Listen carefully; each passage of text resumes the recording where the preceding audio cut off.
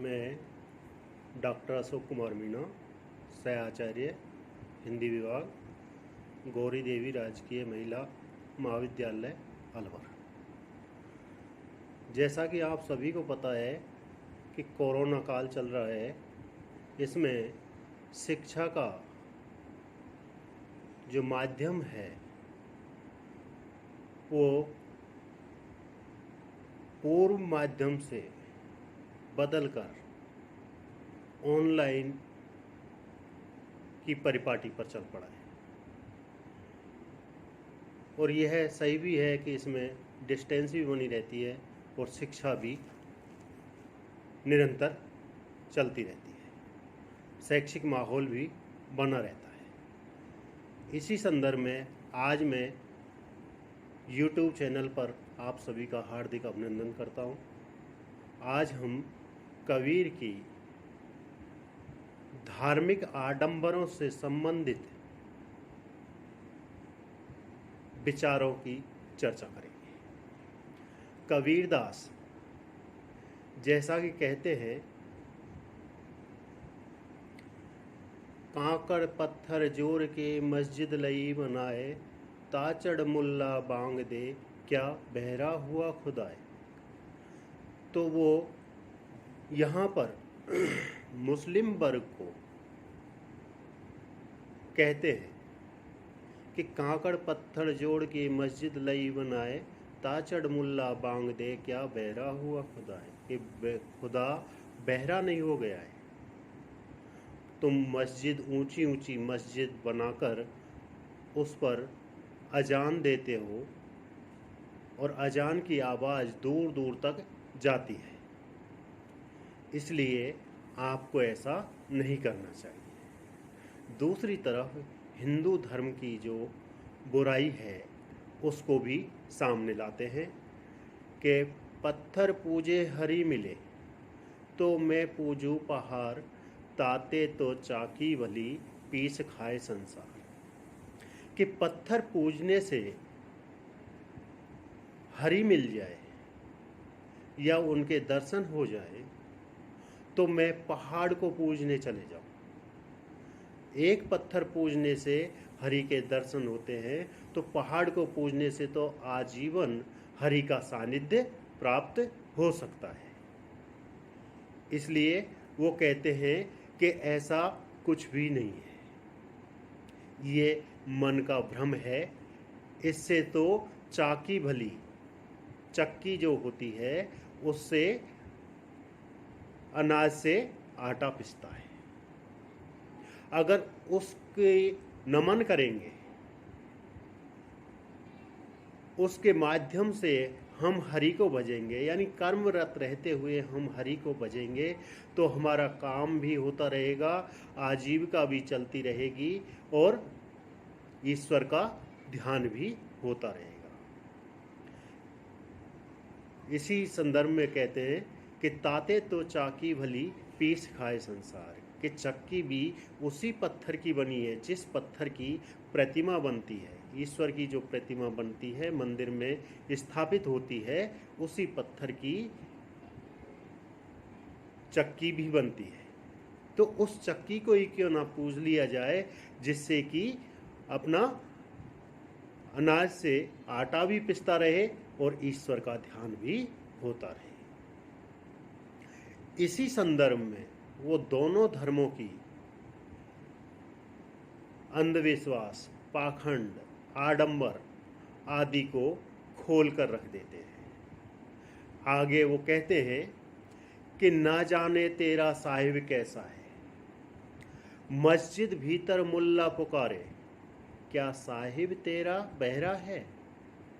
कि ना जाने तेरा साहिब कैसा है, मस्जिद भीतर मुल्ला पुकारे, क्या साहिब तेरा बहरा है। कि तेरा साहिब यानी तेरा ईश्वर, तेरा अल्लाह कैसा है। मस्जिद भीतर मुल्ला पुकारे, मस्जिद के भीतर मुल्ला अजान देता है, अल्लाहू अकबर की आवाज़ देता है, क्या साहिब तेरा बहरा है। कि साहिब बहरा नहीं है, तुम ऐसा करना छोड़ दो। आगे वो कहते हैं चींटी के पग नेवर बाजे सो भी साहिब सुनता है। कि जो चींटी है वो छोटी सी आकार लिए हो रहती है, यानी छोटे से शरीर वाली चींटी है, उसके पग में जो नेवर है यानी नुपुर है वो भी अगर बजता है तो साहिब उसको भी सुन लेता है। यानी ईश्वर की निगाह सभी पर बनी रहती है। इसलिए पुकारने से, ढोंग आडंबर से ईश्वर सुनता नहीं है। ईश्वर अंदर की आत्मा की आर्त पुकार को भी सुन लेता है। पुकारने से कुछ नहीं होता, जैसे चींटी के पग नेवर बाजे वो भी साहब सुनता है। कि चींटी छोटी सी है, उसके पग में कोई नुपुर बांध दिया जाए और वो बजे तो भी उसको भी साहब सुन लेता है। तो तुम्हें पुकारने की कोई ज़रूरत ही नहीं है। दूसरी तरफ हिंदुओं के लिए कहता है कि पंडित होए के आसन मारे लंबी माला जपता है, अंदर तेरे कपट कतरनी सो भी साहब लगता है। यानी पंडित होए के आसन मारे, कि तुम खुद पंडित हो, खुद ज्ञानी बनते हो और फिर भी आसन मारते हो। लंबी माला जपता है और भगवान को पाने के लिए, ईश्वर का सानिध्य पाने के लिए माला या सुमरनी के माध्यम से स्तवन करता रहता है। अंदर तेरे कपट कतरनी सो भी साहब लगता है। कि अंदर तेरे कपट कतरनी, यानी अंदर तो कपट कतरनी, अंदर तो कुछ और ही चल रहा है और बाहर जिह्वा से राम नाम का स्मरण किया जा रहा है। तो यह तो ठीक नहीं है। जैसे वो कहते भी हैं कि कर में तो माला फिरे जीव फिरे मुख माए, मनवा तो चौदिस फिरे यह तो सुमरन है। यानी ऐसा सुमरन, ऐसा स्मरण, ऐसा जप स्वीकार्य नहीं है।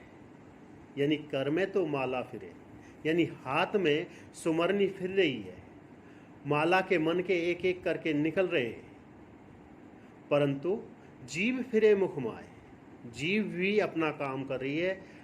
मनवा तो चौदिस फिरे, परंतु मन है वो स्थिर नहीं है, मन चलायमान है। इसलिए मन पर नियंत्रण करना बहुत जरूरी है। यह तो सुमरन है, तो यह तो सुमरन नहीं है। इसी क्रम में आगे वो कहते हैं कि अरे इन दोनों राह ना पाई, यानी हिंदू और मुस्लिम के धर्म आचरण पर वो तीखा व्यंग करते, कटाक्ष करते, और वो भी ऐसा व्यंग कि जो सुनते ही सामने वाला बौखला उठे। देखिए इन पंक्तियों में कि अरे इन दोनों राह ना पाई, हिंदुअन अपनी करे बढ़ाई, गागर छुअन ने दे। अरे इन दोनों राह ना पाई, हिंदुअन अपनी करे बढ़ाई, गागर छुअन न दे, बेश्या के पायन तरसोवे, देखो इनकी हिंदू। अब देखो कबीर दास जी ने हिंदू वर्ग की किस तरीके से पोल खोल के रख दी है कि हिंदू हैं जो अपने को बड़ा मानते हैं, गागर छुअन न दे, गागर को यानी पानी की मटके को छूने भी नहीं देते। छुआछूत का बड़ा ही स्तर यहाँ पर मौजूद है या विद्यमान है। छुआछूत में विश्वास करते हैं, ऊंच नीच में विश्वास करते हैं।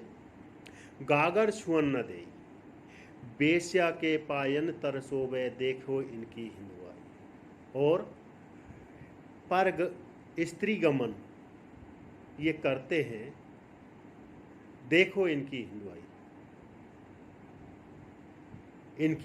हिंदुआई ऐसी है। इसी क्रम में मुझे उपन्यास सम्राट मुंशी प्रेमचंद जी का एक कथन या प्रसंग याद आ गया है। वो भी एक जगह चर्चा करते हैं कि रात में जो आकर पैरों में पड़े रहते हैं वो दिन में नमस्कार लेना भी उचित नहीं समझते। यानी रात को आकर पर स्त्री गमन करते हैं, परंतु सवेरे या दिन में उनका नमस्कार भी स्वीकार नहीं कर पाते। यानी समाज में अपनी इज्जत के लिए या अपना झूठे बड़प्पन को दिखाने के लिए वो उस तरफ देखते भी नहीं, तब कि रात की अंधेरे में पूरी रात वहीं पर गुजारते भी हैं। दूसरी तरफ मुसलमान के पीर ओलिया मुर्गा मुर्गी खाई, खाला के ही बेटी भावे घर में करे सगाई। बाहर ते एक घर में मुर्दा लाई, धोई धोई पहनाई। सब सखियां मिल जेवन बैठी, घर भर करे बढ़ाई। हिंदुअन की हिंदुआई देखी, तुर्कन की तुर्काई। कहे कबीर सुनो भाई साधो, कौन रहा है जाई। के अब कबीरदास कहते हैं कि मुसलमान के पीर ओलिया मुर्गा मुर्गी खाई।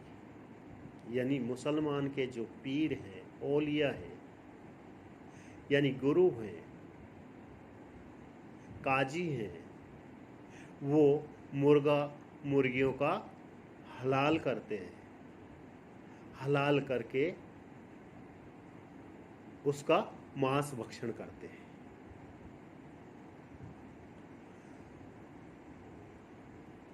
इसी मांस भक्षण पर कबीरदास की एक पंक्ति या पद यह भी है, बकरी पाती खात है ताकि काड़ी खात, जे नर बकरी खात है तिनको कौन हवाल। यानी मांस भक्षण पर कितना सटीक और समीचीन विचार कबीरदास जी रखते हैं कि जो बकरी पाती खात है, यानी पेड़ों की पत्तियां खाती है जो बकरी, उसकी खाल निकाल ली जाती है, परंतु जो नर बकरी खाते हैं तिनको कौन हवाल, उनकी क्या हालत होती होगी वो विचारणीय है। अपन अपने मूल प्रसंग पर लौटते हैं कि मुसलमान के पीर ओलिया मुर्गा मुर्गी खाई, खाला के ही बेटी भावे घर में करे सगाई। कि खाला केरी यानी खाला अपनी मौसी की ही बेटी को ब्याह लेते हैं और घर की घर में ही सगाई कर लेते हैं। बाहर ते एक मुर्दा लाई, धोए धोए पहनाई। बाहर से मुर्दे को घर में लाते हैं और धोए धोए के पहनाते हैं।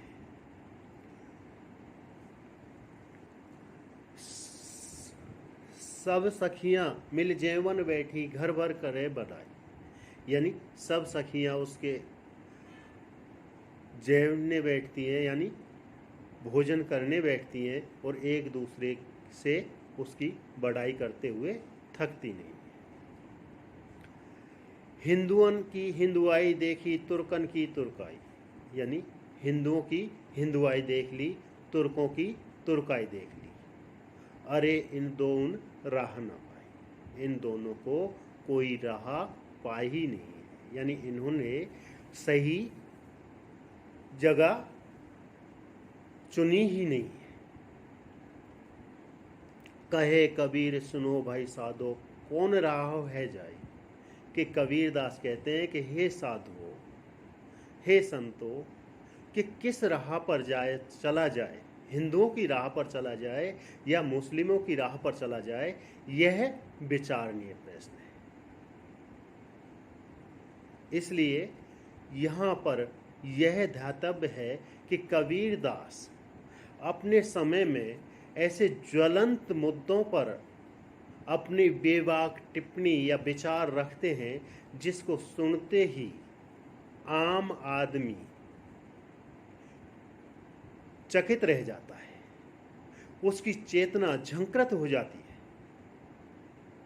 इसीलिए कबीरदास अपने समय से लेकर आज तक प्रासंगिक बने हुए हैं और बने रहेंगे। धन्यवाद।